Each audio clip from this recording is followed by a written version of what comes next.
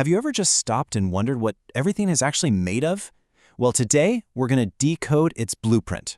We're learning how to read and understand chemical formulas, which is basically the language of chemistry itself. So let's just dive right in. So take a look at these: H2O, C6H6, and NaCl. What do they all have in common? I mean, on the surface, they just look like a random jumble of letters and numbers, don't they? You probably recognize H2O as water for sure, but what about the others? What's the secret connection here? Well, it's pretty simple, actually. They're all written in the universal language of chemistry. Yep, they're chemical formulas. You can think of them like symbolic recipes that tell us exactly what something is made of. And trust me, by the end of this, you'll be reading them as easily as a hopping list. All right, let's crack open this secret language of chemistry. First things first, what is a chemical formula, really? And what is it actually trying to tell us? Okay, so a chemical formula is basically a shorthand. It's like a super condensed abbreviation for a compound's full name. The best way to think about it is like an ingredient list that tells you two absolutely crucial things about any given substance. So first, it tells you what elements are actually in the compound. If we look at glucose, for example, that's C6H12O6, we can see right away there's C for carbon, H for hydrogen, and O for oxygen. Easy enough, right? And second, it tells you the ratio of those atoms. Those little numbers, the subscripts, they tell us that for every 6 carbon atoms, there are 12 hydrogen atoms and 6 oxygen atoms. It's the exact recipe. Okay, now here's where it gets a little more interesting. You know how a recipe can have the full, precise amounts or just a simplified ratio of ingredients? Well, chemistry is kind of the same. It has two main types of formulas. Let's break down the difference between the simplest version and the actual one. So, first up, we've got something called the empirical formula. The key word you really need to remember here is simplest. This formula gives you the most reduced down, smallest whole number ratio of atoms. It's not the actual count, it's just the fundamental proportion. Benzene is the perfect example for this. Its actual formula is C6H6. But if you just look at the ratio of carbon to hydrogen atoms, well, it's 6 to 6, right? And what's the simplest way to write that ratio? It's 1 to 1. So the empirical formula for benzene is just CH. Now, on the flip side, you've got the molecular formula. And this is the real deal. This one shows you the actual exact number of atoms of each element that are all bundled together in one single molecule. This is the complete, unabridged recipe. So, let's circle back to our benzene example. Its molecular formula is C6H6, and that tells us, with zero ambiguity, that one single molecule of benzene has exactly 6 carbon atoms and exactly 6 hydrogen atoms.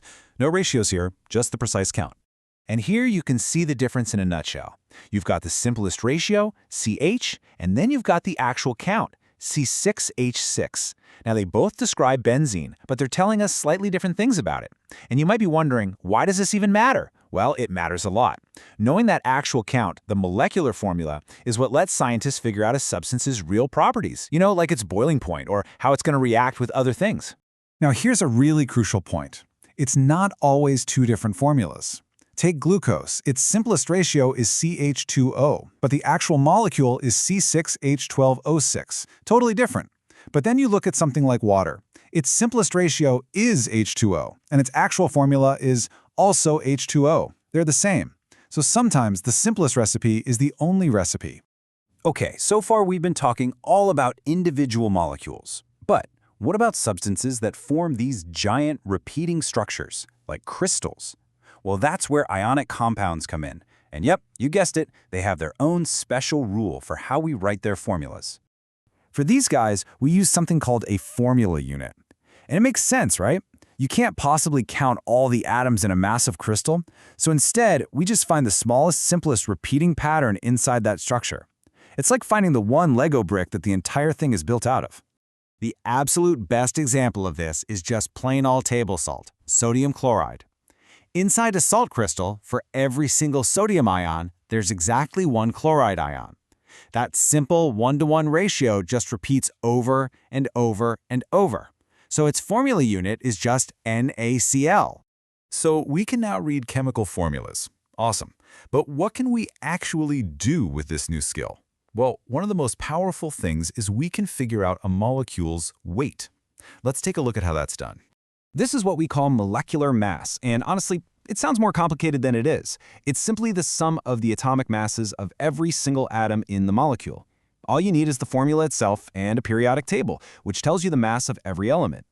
Okay, let's just walk through one together. We'll use ethane, which is C2H6. So we've got 2 carbon atoms and 6 hydrogen atoms. We look at our periodic table, and we see carbon has an atomic mass of about 12, and hydrogen is about 1. So now we just do the math. We have 2 carbons, so that's 2 times 12, and 6 hydrogens, so that's 6 times 1. Add them up, 24 plus 6 gives us a grand total of 30. And that's 30 atomic mass units, or AMU for short. See? Simple as that. All right, you've learned the language, you've seen the different kinds of formulas, and now you know how to use them. So it's time to put it all together. Let's test out your new skills. Okay, take a look at this one. I know it looks a little more complex, right? But trust me, you already have all the tools you need to figure this out. Go ahead and pause for a second and try to count up the atoms for each element. That's nitrogen, hydrogen, phosphorus, and oxygen. So, how'd you do? Let's break it down together. We've got 1 nitrogen, that's the N. Now for hydrogen, you gotta be a little careful. There are 4 in that first part and 2 in the second part, so that gives us a total of 6. Then we've got 1 phosphorus, the P, and finally 4 oxygen atoms. See? Even a formula that looks complicated is really just a simple counting game once you know the rules. And really, that's the whole point of all this. What you've just done is learn how to read the ingredient list for basically everything in the universe. From a simple water molecule to the incredibly complex proteins in your body, the exact same rules apply. You know, this is way more than just a chemistry lesson. It's a brand new way of looking at the world around you. So I'll leave you with a question. Now that you can read the building blocks of matter, what are you going to try to understand next? What blueprint will you decode?